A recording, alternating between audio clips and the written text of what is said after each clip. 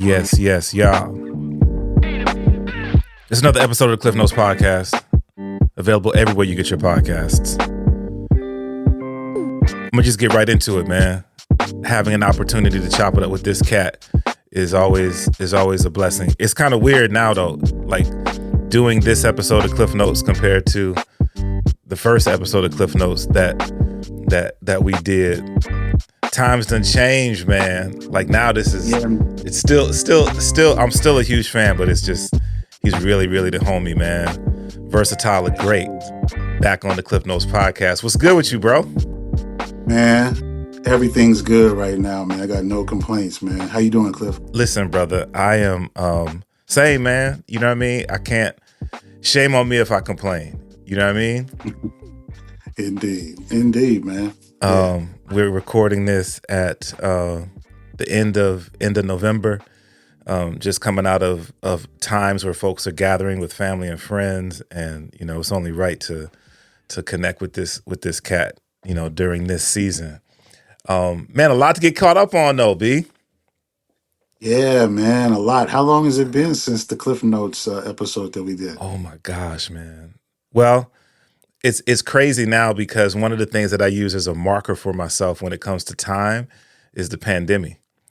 So it was years before the pandemic jumped off. So it had to have been at least 6 years, maybe 5-6 years.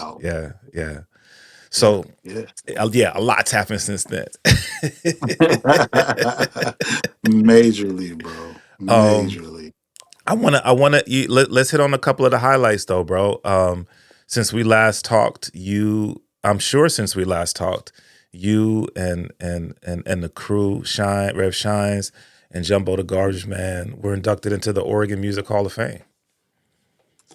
Yeah, man, was that okay? Yeah, bro.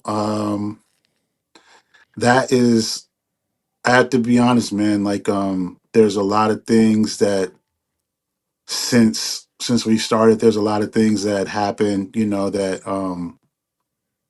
you plan for or you know set as goals. But the Oregon Music Hall of Fame was something that wasn't on like our to-do list. You know what I mean?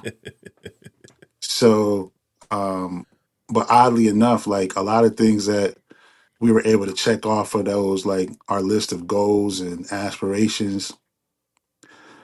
Some of those things were anticlimactic, you know, because once you get there, you're looking to the next thing, you know.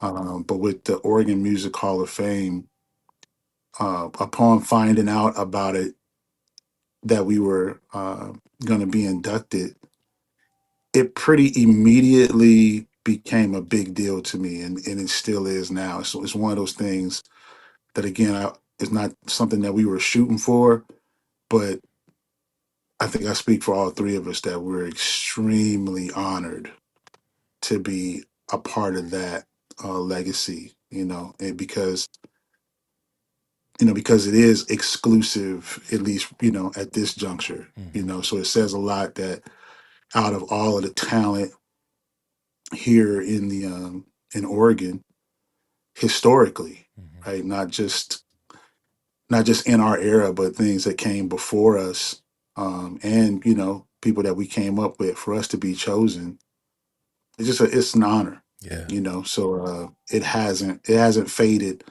It's actually something that, you know, I really am proud to say that we're, you know, inductees, man, into the Oregon Music Hall of Fame. It's something that makes me really proud, and my father was able to know about that, and you know, and know that I got inducted as a member of Lifesavers, and it was something that really made him proud. You know, my mother had passed on, so you know, just to kind of be able to do something that your parents, it goes beyond the genre, you know, because it wasn't the hip hop Hall of Fame, and you know, not that that would have been less of an honor, but the fact that it's all encompassing for every genre, and we were chosen, man. It's just it's really made me proud. No doubt. And then more recently, the crew was immortalized visually on a wall here in the city. You know, another another example of how the city of Portland, the state of Oregon, appreciates what Lifesavers has brought to the music scene as artists. Because again, when you look at the people who were also depicted on that wall, it is representative of many different genres.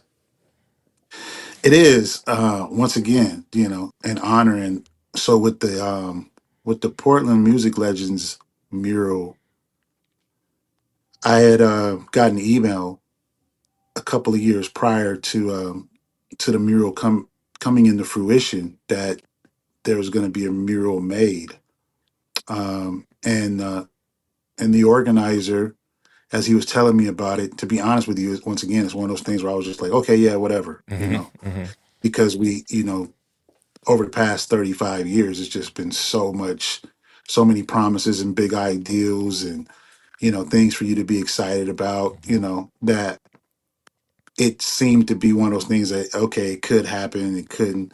And I didn't even have a context again for like, um, how big of a deal it would actually become. So when I got, after several emails and several, uh, I don't know, kind of like critiques of it, when they would send me versions of it, um, early on, I just need to make sure that the fellas were properly represented. But again, I never thought that it was going to be as big of a deal as it was, and didn't even had really kind of forgot that it was going to happen. So when I got the email telling me that they were going to do the unveiling of it, um, I hit the fellas, let them know what was happening, and when I got down there and I saw Shines there, we then began to see, other musicians that were represented on the mural. And some guys were like coming from having lunch, some guys were like off playing pool or, you know, nobody thought that it was like, oh, let's just go down there and see what it's going to be. No one that we talked to, that was including Mel Brown. Mel Brown was there, um, and with his family, or one of his family members. And again, they were just out to lunch and was like, hey, let's go over there and see what that's all about. Yeah. And so as we gathered, there was just all of this sort of reckoning happening, by the artists that were going to be on the mural. Like, wow, this is a major deal. And we didn't even, nobody really could prepare for it, so you didn't know until you were at that moment, and all of the news and fans were there. Most of the artists, every artist that I talked to was completely sort of just like surprised and astounded, but happily so, like just juiced. Like, wow, this is major, to be captured in that way, and then also to be in the company of so many like legendary Oregon artists. It was another honor, something again like I've been back down there just to kind of marvel at it, a couple of times, because it's just not something you can plan for, Right. And you never know who's who's taking in the art, who's listening, who's appreciating. And there's, on the journey, I mean, as you and I have shared when we talk, sometimes, it's easy to think that, the art got missed, so that was that's just a real cool reminder. Again, something I'm proud of. I'm not one to really kind of say much about what I'm doing, but to be able to tell my family and visitors that come into town, like, hey, it's there, go check it out. It's one of those things that I'm happy to share with people, that that really makes me feel good that what Lifesavers did resonated on such a level that it would be appreciated like that. No doubt. And to keep it 100, bro, it's so cool that it happened now. What I mean by that is oftentimes those tributes are done when we lose folk in in memory of. And so for this to happen where people are here, where they can see it, and everything that you just described, I think is really dope. It's really dope. And again, to your point, yeah, I love that. When I'm traveling, I always like to go to the neighborhoods of the artists that I dig, you know what I mean, while I listen to those records to see how much the city or places that I'm at, see how much it feels like, the music that was made from there. And most times it's pretty spot on. Yeah. And to your point, like with the exception of like maybe Nas and Queens and Outkast in Atlanta, there's not many artists who are still alive where you go and you see murals of them, in their neighborhoods or in their hometowns. Most time when you go, it's you see murals of brothers and sisters that have passed on. So yeah, I feel honored that hey, I can see it myself. I don't have to get out of here before it gets celebrated. So it's dope. No doubt, no doubt. From a sort of a personal point of view, where things are now. Well, I guess before I get to that, just the simple fact that, man, you have continued to create and bless the listening ears with really great music over the continually, very recently dropping music, which I think is really cool because you've been in the game for a minute, and to continue to make art and continue to have this be a part of your life journey. Do you give that any thought, or are you just in it and just doing it? I think that when you get to this stage, I think maybe more so developmentally, I'm at a I'm at a place in life where I feel like everyone, I won't say everyone, but most people get to at this age where there is a certain amount of like uh, retrospective, moments where you're figuring out this next chapter. Um, Again, there's books written on this where you get to this age, it's like you kind of look back on your life and say, okay, man, all right, that's what that was, and so now how am I going to approach this next chapter?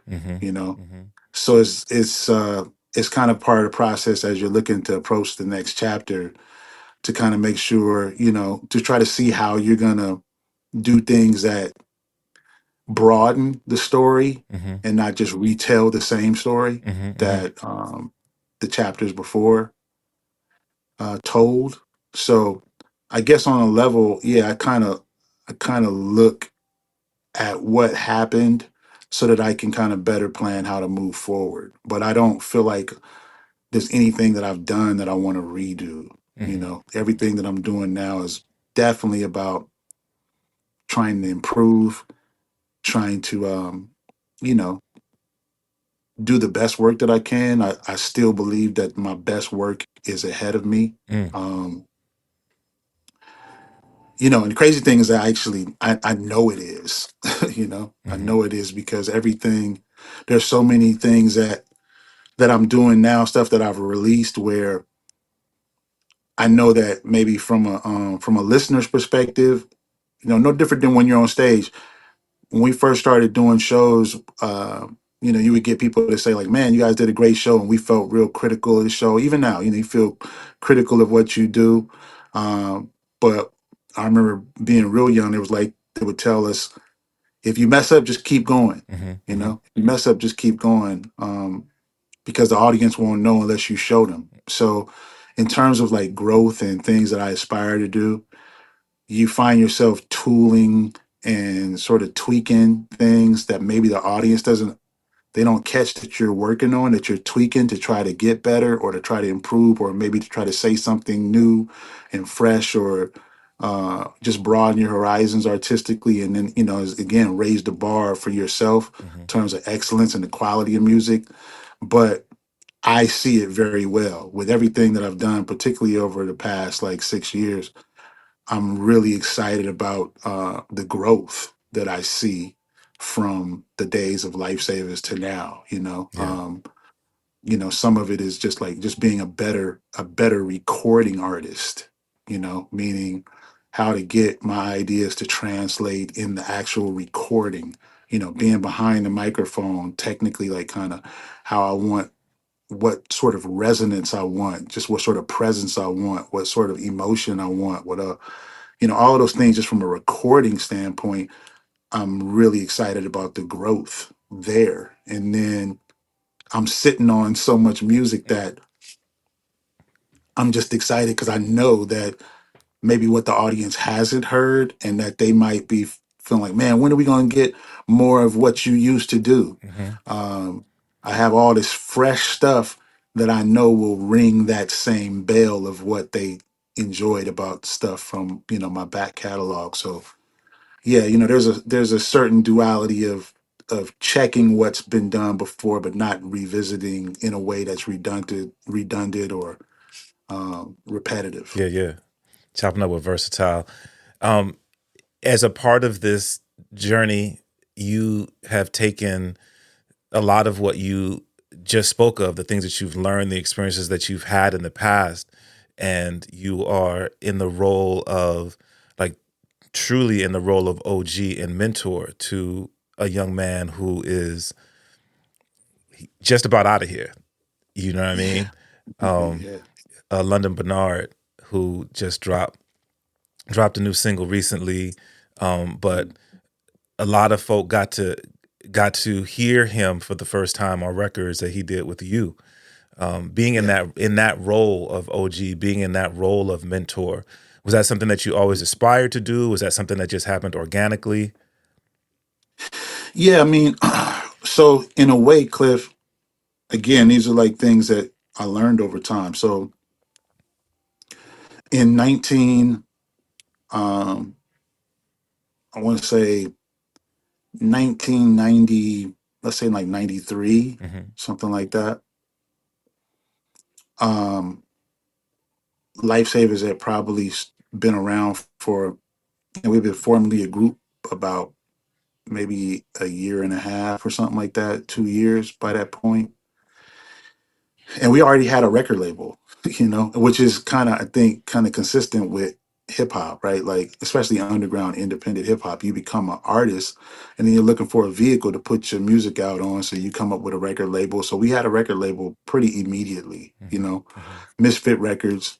And upon announcing that you have a record label, it's going to be, pretty assured that something's going to have to populate that in addition to your own material. So, it didn't take long for us. I mean, I guess a couple of years later, we wound up having other artists who were kind of poised to come out on that label. So here I am, don't even have my own record deal, and we're kind of bringing groups and artists along to be a part of Misfit Records.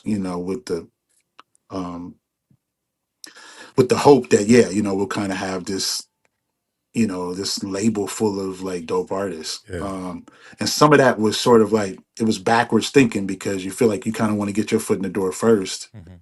and then you start a label, you know, Mm-hmm. which in essence, man, yeah, that not only made sense to do, it's the way, it's probably the most productive way to, Mm-hmm. to actually do it. Great, great.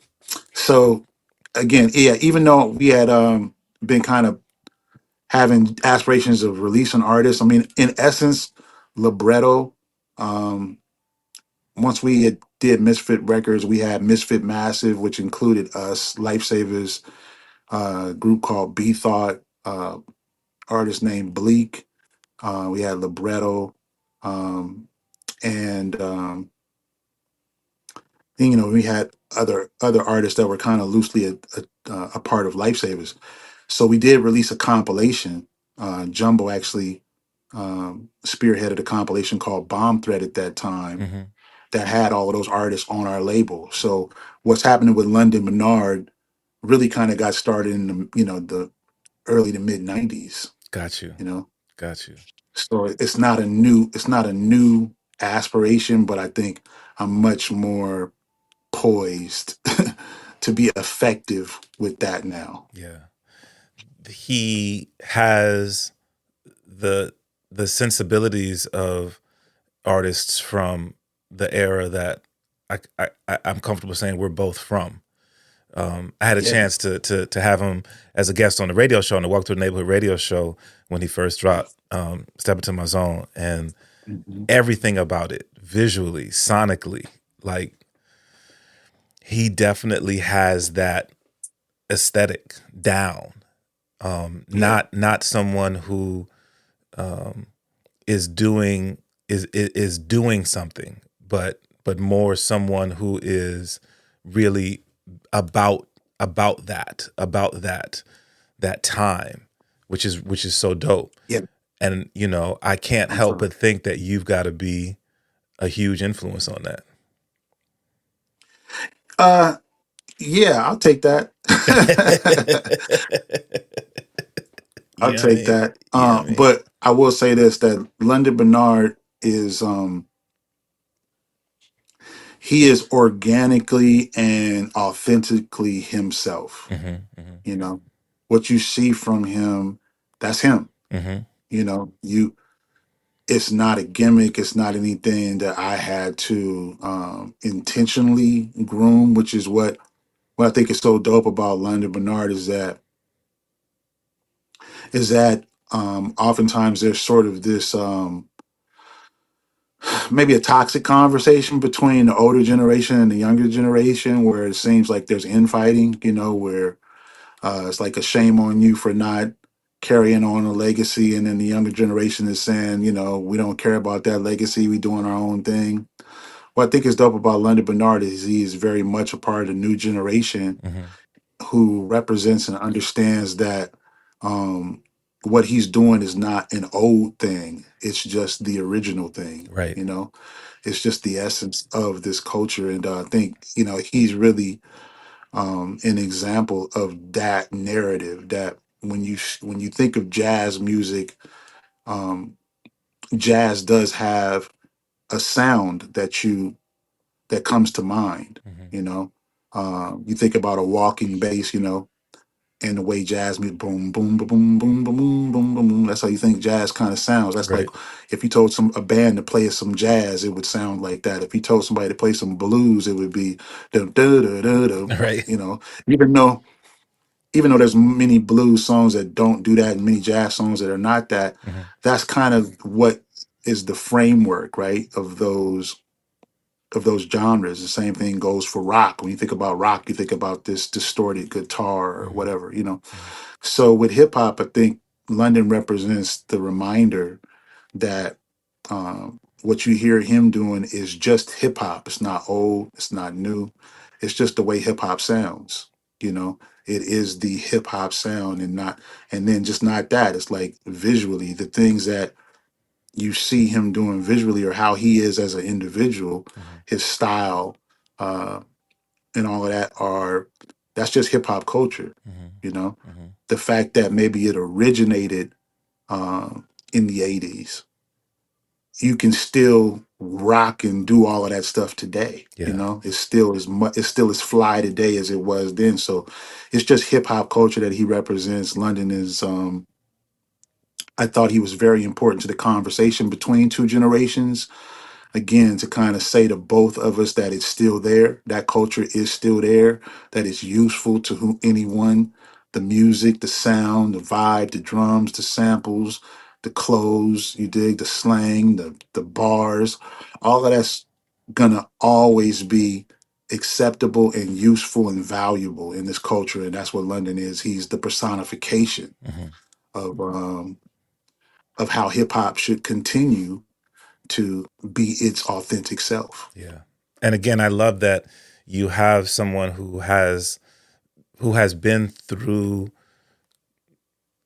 time enough and has that understanding to create a sense of in my words, authenticity, because I think that we're in an age now where it's so great that everyone can create art and present that art and put it out for people to consume. And then as we consume art, just as human beings, we categorize art.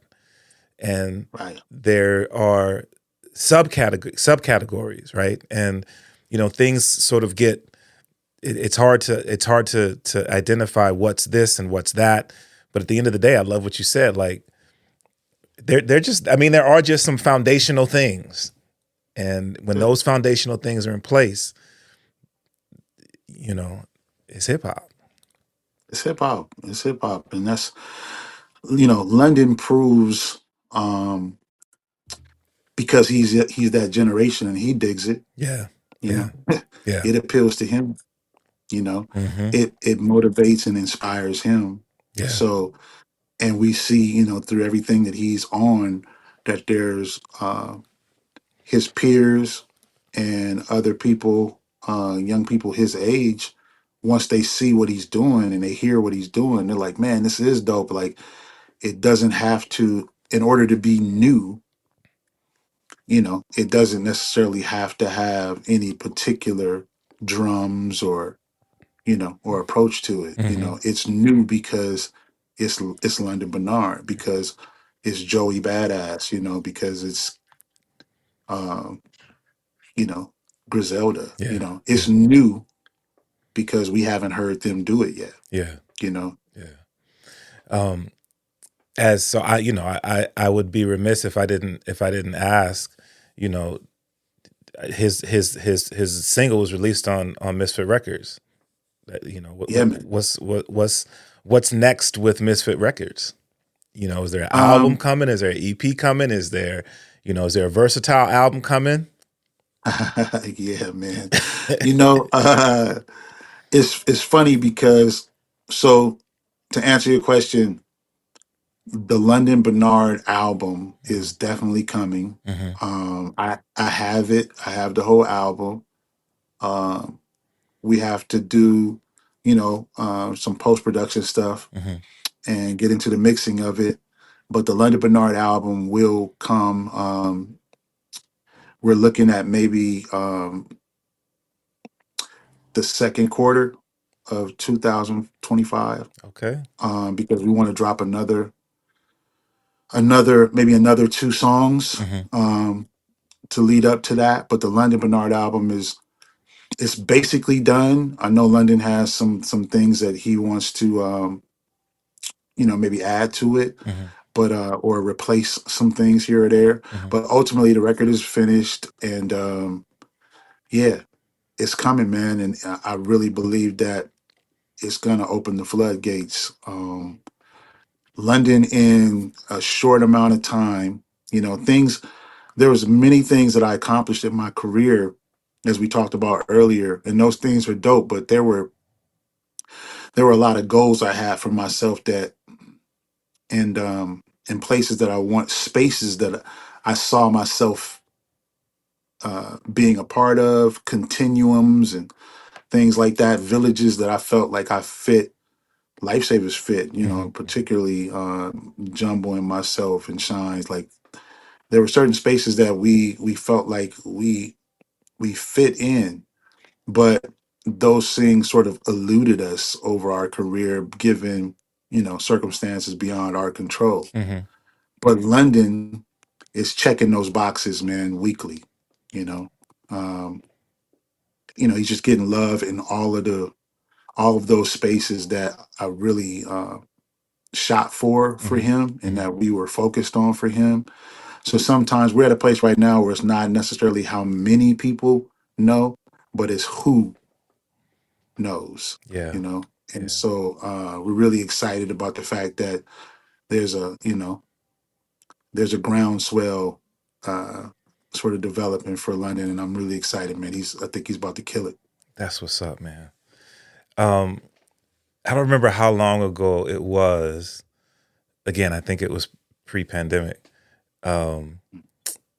Farside was performing in Portland, and I had an opportunity to see London perform. That was the first time I had a chance to see him bless the stage, Yeah. and Indeed. had a chance. And I was there spinning for Unlearn the World, who was on the bill. Mm-hmm. And you and London were on the bill, and I had an opportunity to spin for y'all's set. which I feel like that might have been the second time I had a chance to spin for you. There was an event that you had done years prior, It like a was. December event that I had a chance to spin for. Hmm. Hmm. And since then, I have had an opportunity to share the stage with you on numerous occasions. It's kind of like it's Yeah, a bro. thing now, bruh. It's a thing, man.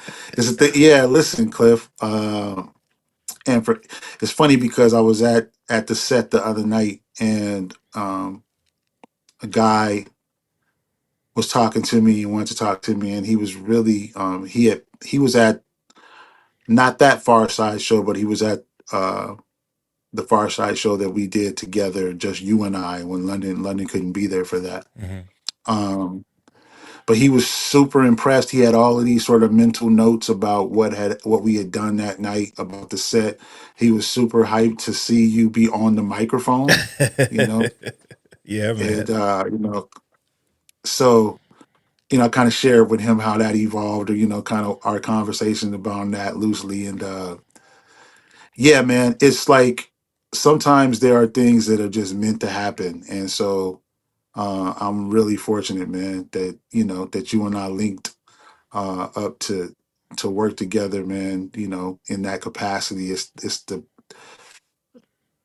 after my DJ Slider Brown Hornet, big up Slider Brown Yeah, Hornet. shout out Sly. Um, he wound up having a very demanding job, and so I couldn't, I couldn't interrupt that groove, man, and put pressure on him to sort of reschedule things, man. He has a family to take care of, so I was left without a DJ, man.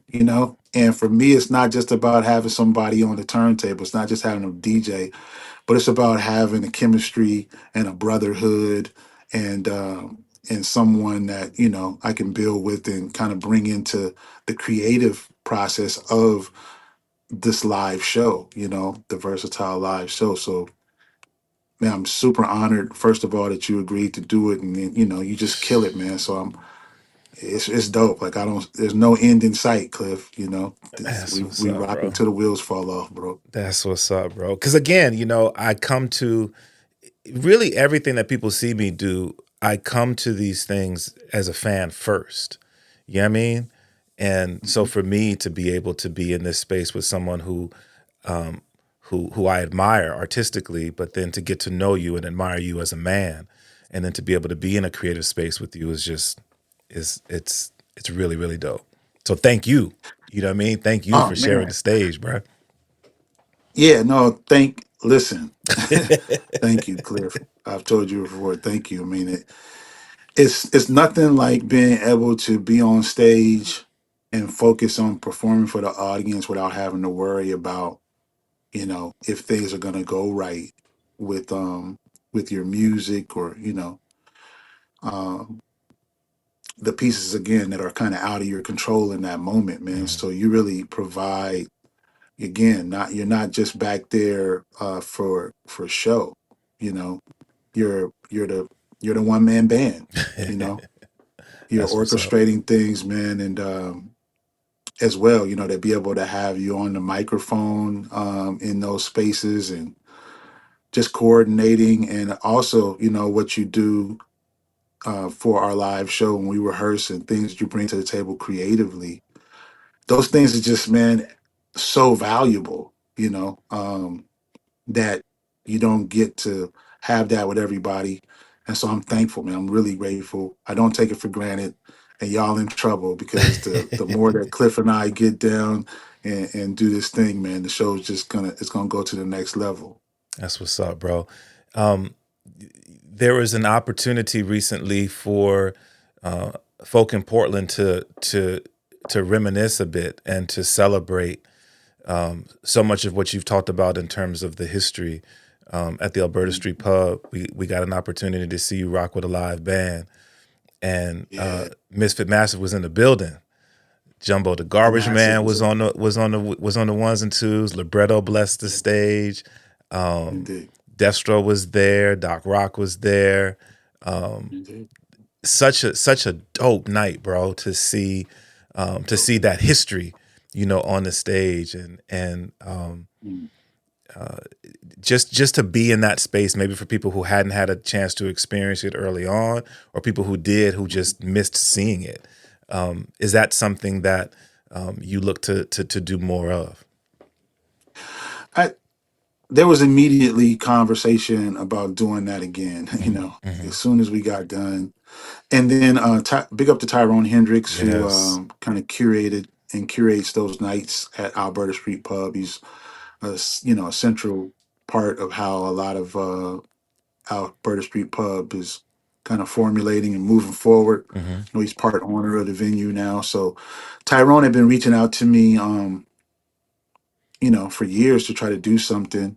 And obviously, when Tyrone first moved to town, Tony Ozier, who was playing that night, um, A.G. Donaloya had been doing his thing, but those particular characters, obviously, particular players, we obviously had Popcorn on keys that night. But Tony Ozier, Tyrone Hendricks, and A.G. Donaloya they had been Lifesavers, a part of the Lifesavers live band um, around 2007. And in terms of doing things that cohesively, that was kind of the beginning of, some live music for them. They kind of took what we were doing, and, they kind of formulated their own movement. So they became kind of the nucleus of kind of soul, R&B, live music. That kind of jumped off from that Lifesavers experience. So it was cool to kind of come back together with them. We were all excited to do that. Yeah. And Tyrone wanted to do that with me with the mindset that, yeah, we would see how it worked and see how it could fit into what's happening over there at Alberta Street Pub, and maybe some other places that are sort of catering to more like an adult contemporary audience, which is not necessarily an audience I've played for much. I'm pretty strictly hip hop music and hip hop audiences, or maybe multi-genre festivals, but still kind of isolated to audiences that appreciate hip hop. But with such uh, a burgeoning adult contemporary R&B soul scene here right now that's embracing live music, Tyrone had really been wanting to bring what I do in and try to introduce that audience to some hip hop. So we're still trying to wrap our head around how to do that in a way that that audience can feel it the same way that they're feeling the covers of Jill Scott and Erica Badu kind of vibe that they're getting on. But as we kind of tool up with it, I think there's going to be a way for us to do it more often.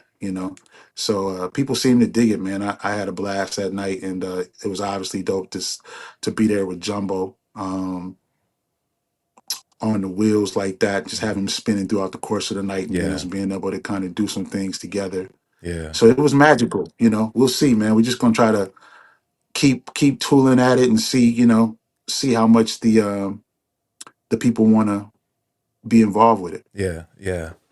It's interesting too, because we start talking about your process as a creative, building that, getting into a place now where you are, sort of mentoring that next generation of Misfit Massive, doing things like the show at Alberta Street, where it's a little bit different than what you would do normally, and that continues. It's cool to see that continued theme of you starting to do more of things that maybe you hadn't done before, because now, like, you producing live shows, but you curating shows, B.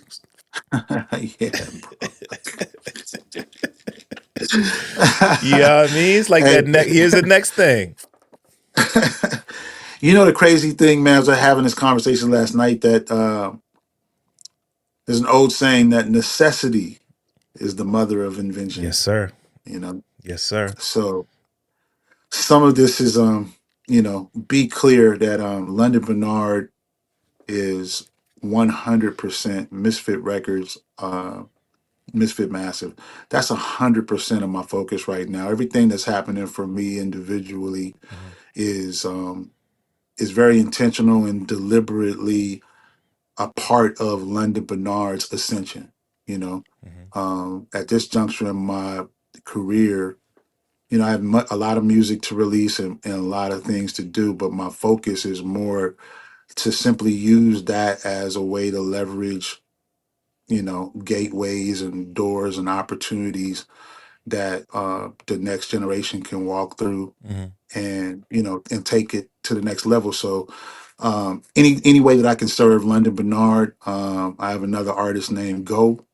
And as I get things ready for them, or as I do things for myself, it really is just hopefully a way to get people to gather and commune and be focused on good music so that it'll shed light on what Lunden Benard and Go will bring and other artists that come after them. Got you. You've put together an event to sort of cap off the year, everything that you've had a chance to do this year with releasing music of your own and all the things we've already spoken, which we didn't really talk much. We should also let folk know, like, you got some singles out there that we need to make sure, if people listen to my radio show, of course they're going to hear it. But if people haven't tapped into Welcome to the Neighborhood, they may not know, you know, about where I come from. They may not know about some of these other joints that you, so man, I just want to give you a chance to let people know what's up with the music that you have out right now. Yeah, and I'll try to sum this up quick, but you know, I've been dropping singles. After in 2015, I put out a project called Crooked Straits that had some outtakes from a solo album that, you know, I've been tooling on for a long time. And so some of the songs that, you know, weren't going to make that album in 2015, I released and called it Crooked Straits. But since then, yeah, I've released a lot of singles and done a lot of collaborative work. And, you know, a part of this specific movement, we released I Don't Want You Anymore, which was Lunden Benard's debut. And that's actually me singing on the song because, you know, long term, that's what you will probably hear Vursatyl doing more than anything. And, you know, in the years to come, you know, 7 years from now, 6, 7 years from now, I probably will transition out of like rhyming, you know, as much, but to probably doing mostly, you know, vocal stuff, singing stuff like that. I'm thinking, you know, 2030, yeah, that'll be where it's at. Yeah. But I released I Don't Want You Anymore, Lunden Benard's debut. Then we did Secondhand Smoke, featuring Lunden Benard, produced by Vitamin D. I Don't Want You Anymore was produced by Jake One. I came back with uh, Let Me Know, produced by Jake One as well. Then we dropped Hard on the Boulevard, which is produced by Knots. And again, the relevant thing about all of these songs is that sonically, this is setting up what you will hear from Vursatyl, like in terms of musically, you know. The songs and the feel of the songs will evolve. There's, you know, definitely stuff that's relative to what you've known me for in the past. But yeah, those songs are really sort of the bedrock to my sound and to the stuff that I think is dope. So big up to Knots, Jake One, you know, and if you don't know, you guys can check and Google them, but you know, they've worked with everybody from Jay-Z to Drake, you know, Busta Rhymes, you name it, the who's who, Kendrick Lamar. Vitamin D produced for Kendrick. Actually, Kendrick Lamar took a beat on Section 80. That was the beat that's produced by Vitamin D. That was my song, Kendrick. So, you know, but yeah, I had a joint to that joint called Time. I still got it too. But yeah, that sound, those producers are going to be the producers, them and including S1, who's produced for Kanye West and Madonna and, you know, you name it. S1, Vitamin D, Jake One, and Knots are pretty much the core producers that I'll be releasing music with when I release a complete body of work. Those will be the producers that are be at the helm. But it's just been a lot of good music. Make sure you go to, you know, my YouTube page, go to Vursatyl on Instagram and the various sites. But yeah, you can look me up on the streaming sites. Vursatyl, baby. It's good music there, and we just begun. That's what's up. That's what's up. So I alluded to it. The closing out 2024. You're doing an event. You're putting on an event that's happening on the 29th of December, bringing world famous beat junkie J Rocc to Portland, bro. Like speak on that. Man, there's so much. I don't know, man. There's just so much serendipitous factors to this J Rocc show. But yeah, December 29th at the White Eagle, J Rocc, Los Angeles own, world famous beat junkie. You might have seen him on stages with J Lib, which is Mad Lib, and Dilla, J Dilla, rest in peace. And you have to even just think about how significant that is, right? That, you know, for independent underground hip hop, and then even for, neo soul, those two brothers, Mad Lib and J Dilla, specifically J Dilla, rest in peace, kind of shape a whole genre of music. So Yeah. J Rocc is kind of part of that continuum. Stones Throw Records, is a part of that sound, that vibe. So just very important to not just independent hip hop, but just music in general, black music in general. And yeah, Rev Shines will be spinning that night. But there's so much, man. J Rocc, when I first went on tour in 1999, I was playing a festival with Black Alicious and Latyrix in Rennes, France. And I was trying to give our demo. I'm just a young cat from Oregon on my first international tour, trying to give my demo, which had a song on it called Head Exercise, which would ultimately become our Lifesaver's first single. I was giving that demo to the Beat Junkies and to Cut Chemist, backstage at the Trans Musicale Festival.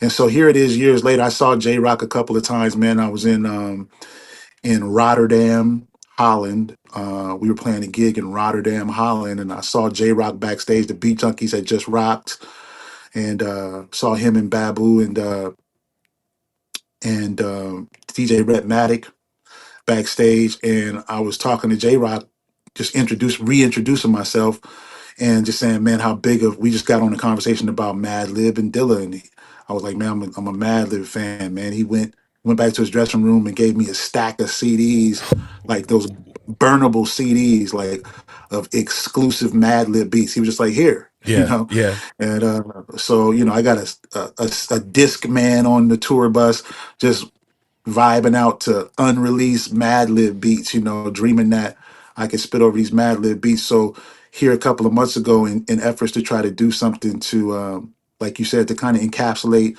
a great year for Misfit Massive, Lunden Benard, and myself, 2024, I was wanting to do something to kind of celebrate that. And actually, Jerobi from A Tribe Called Quest, Hall of Fame, Rock and Roll Hall of Fame, recent inductees, A Tribe Called Quest. Jerobi White from A Tribe Called Quest was supposed to come out on December 29th.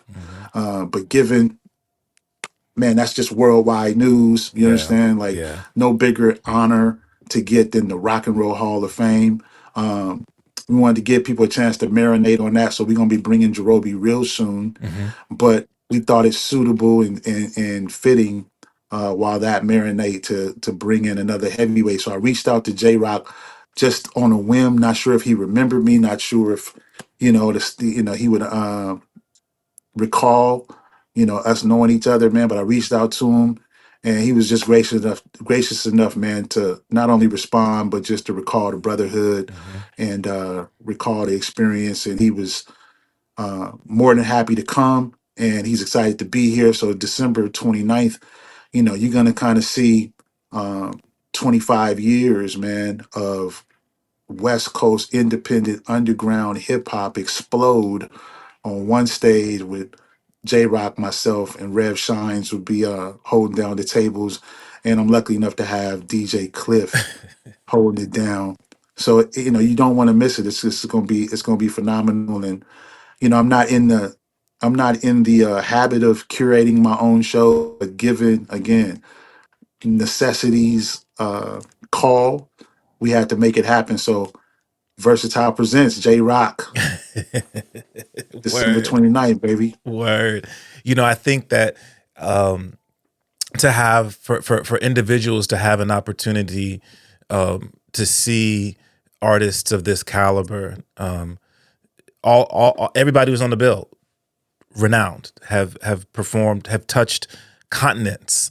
Yeah. To see that all in up close and personal, Yeah. man, I really hope people come out and just experience this, man. This is one of those nights I think that will be parts of conversations for years to come, for those who make it there, and but also for those who were like, oh man, I can't believe I missed it. So we want to make sure if you're seeing this, spread the word, let people know like J Rocc is coming to Portland on December 29th. Definitely. And something I wanted to say about that is one of the beautiful things about this is that most times when I'm doing live shows, if I am opening, the opening artist is usually for a rapper or Mm-hmm. another MC. Mm-hmm. So to be on a bill, kind of going in between two DJs, it really feels like I'm a part of this representation of DJ culture Mm-hmm. and turntablists, and that's really I really want to just make sure that people understand this is something for everybody.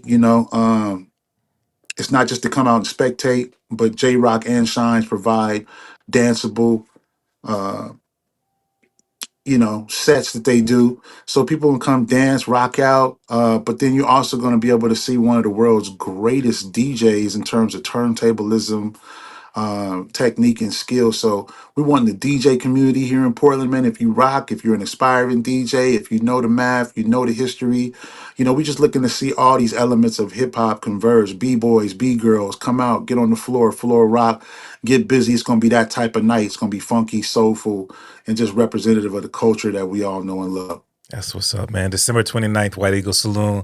It's J Rocc, Vursatyl, DJ Rev Shines. Tickets are available right now.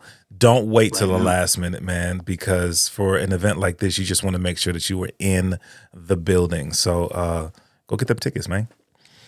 There we go. There we go.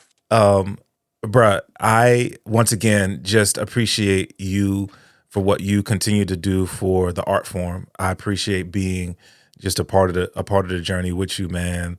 Thank you so much for continuing down this path. We know that life happens, and being an artist is not an easy thing, and a lot of times folk have to move in a different direction, but you've continued to do what you do. And so from a fan perspective, thank you for for continuing to do it, bro. How can people support it? How can people get behind it? How can people continue to allow you to do this?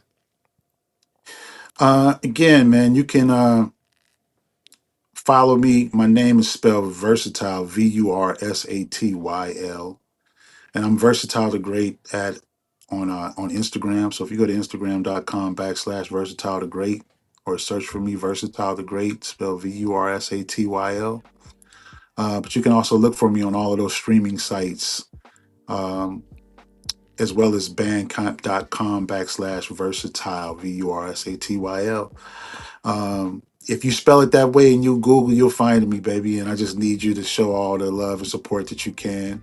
But I do want to take this opportunity to say, Klyph, and I think I know that I speak for everyone who has been able to be a part of anything that you've been doing. Thank you.